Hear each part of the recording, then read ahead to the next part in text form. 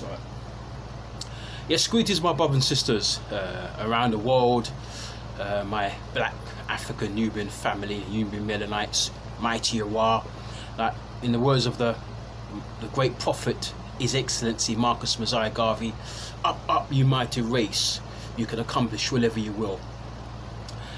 I'll say peace and solidarity to the protesters who have been protesting for us, campaigning for us, not just the last 3 weeks since George Floyd was brutally murdered there in Minnesota by that nasty police officer, if you can call him a police officer, that animal, that pig of a police officer. But for the many decades of campaigning, going back from from the early 1900s. So we say salute to the ancestors, and we say salute to the ones who are around today who are campaigning and protesting. Excuse me. We're here today, brothers and sisters, to talk briefly about racism. I've done a post on Instagram recently regarding racism, and my 2 pence is that racism is a problem in society. You're not just going to get rid of racism just like that by the click of the fingers. It's something that has to be, in my opinion, coached out of people. There's a lot of people I know, or have heard of, a few I've known, who used to be racist, and they've changed their ways because of various events. They might have seen somebody, a black person, get brutally murdered, brutally racially abused or racially attacked, and it's prompted them to have a rethink of how they view black people and how they live their lives centered around black people. And they've changed because of various incidents, or maybe just one little incident. And it's something I think after a while people can start to see differently. People who used to be racist before can start coming around and changing their thinking of how they view black people. Also, it's something that has to be taught in the homes. There's a lot of children whose parents are racist, and it's been passed down from generation to generation. I know of a particular friend of mine who I used to go to school with many years ago, and his mother was racist, but he wasn't racist. He loved black people. And so you have those ones as well. It's everywhere. You look at the football pitches, it's on the football pitch.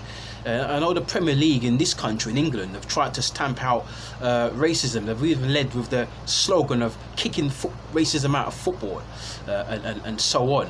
And it hasn't been eradicated. It's still there. So it's down to the person. I've seen this many times in England, the English football team, when they go and play in Europe, especially those Eastern European countries like Poland, Czechoslovakia, Russia, and so on, and various countries, because it's not divided up, various countries in Russia, they've gone out there and they're black players. For example, people like Emil Heskey in the past. Now you've got people like Raheem Sterling, Marcus Rashford, and other players who go out there. When they play for England, they get racially abused, they get bananas thrown at them, they get monkey chants aimed at them. And so it's something that which is embedded into the mindsets of white people, of European people, who they don't like black people and who look down to black people and think black people are three-fifths of a man, are apes, and so on, and semi-human or half-human or quarter-human. And so it has to be taught, but I also think it could be taught. You could actually teach it at schools, and it could be put into the national curriculum about racism, how to eradicate racism, how to, coach, how to not see people because of the colour of their skin, but not to treat people abusively because they're black or because they're other ethnic minorities or belong to other ethnic minorities. But it's something which is embedded there, and I don't believe you can just totally eradicate it just like that. It takes time. And it has to be, as I said, coached. There has to be programs put into the national curriculum, and so on, to be taught for those who are racist, those white people who are racist, to be taught not to be racist, and it can be easily coached out of them. As I said, it's everywhere. Recently there's been an upsurge of racism in the English Football League over in England, where I believe it was last year, Pierre-Emerick Aubameyang for Arsenal, the team I support, a banana was hurled at him by a Tottenham supporter after he scored a goal for Arsenal. And so I remember many years ago in the 80s, when I was just getting into football, this was about the late 80s, I remember John Barnes, who was the best player in the country at that time. He happened to be black, of Jamaican parentage, played for Liverpool for many years, was a great player for Liverpool, also played for England as well. And I remember seeing a picture in a magazine I was reading at the time where a member from the crowd threw a banana at him, and he balanced it because he was so skillful. He was able to do the juggler with his foot, kick it up, and it was amazing. But that picture was really, it's embedded in my mind, because I remember always seeing that picture when I was coming up, but I was a bit too young to understand what it was all about. Then some years later, a friend of mine explained to me what it was all about. Then everything became, made sense to me, became sort of like clear to me what this thing was all about. It was about total and blatant racism because of somebody's difference, and because of somebody's difference of background and the colour of their skin. And so it's something, I believe it's here to stay.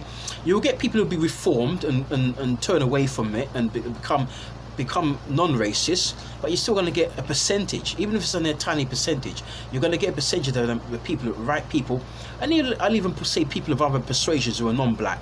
Some of the other minorities like Chinese, Indians, Arabs and so on. A lot of them are racist towards black people. I mean, look what's happening in Libya. It's been happening for a number of years, and I remember going on the radio, one of my radio stations about 3 years ago, and speaking about the racism shown to Africans in Libya. Libya is an Arabic country, but there's a lot of black people who are the indigenous people of Libya. Those indigenous Berbers, because the original Berbers were African, were black, were melanated, were Nubian, and the Arabs were really visitors to the country. They've only been there the last couple of 100 years. How they're treating the natives there, the blacks who are there, and hold them in bondage, hold them in slavery. It's almost like the 1500s and the 1600s and the 1700s we visited. It's a bad thing. You even have the issue of some Ethiopians who live in Israel. And they're being treated like animals in Israel. These are Ethiopians, and some of them are indigenous to Israel as well, and they've been treated like 8th class citizens. So racism and the way how white people and some people of other ethnic minorities view black people is absolutely astonishing, and they totally look down on us. They don't think we're human, they think we're subhuman. And so it's something which is embedded, as I said before at the top of this piece, it's something which is embedded in the psyche of man and woman. And the only way to eradicate it for me is to teach them, is to coach it out of them, to educate them about what this thing is all about. And to let them know also that, and I've got to say this, I say it as a proud black person, as a proud African, that black people were the first people on the planet. We were here first. We're the indigenous people of the planet. We're actually indigenous to all continents, really, if you check it out, because we're here first. Then out of us came these other races, and so really we're the fathers and the mothers of these other races, including the Caucasian race, you see. And so, brothers and sisters, that's it. I leave it there for now. I'd like to say, please subscribe to our channel. Hit the subscribe button, the red subscribe button. Click on the bell. Please like and share our videos as much as you can. And also, if you can leave your comments down below and tell us what you think and feel about the videos we pull out. You can also make suggestions as well for videos that you want us to do, and so on. I mean, it's all just about us, it's about you as well. Of course, we've got a lot of ideas, and we're on this platform because we're able to communicate with our audience and with the public, and we know we've been trained and we've been coached, and we know quite a few things. But at the same time, no man is an island. And so, as my people used to say, one hand can't clap. You can't clap with one hand, you need this hand. You need 2 hands to clap. So if you make suggestions about videos you want to see, we'll think about it and we'll do them for you. So once again, brothers and sisters, you take care of yourselves. Peace out. One love.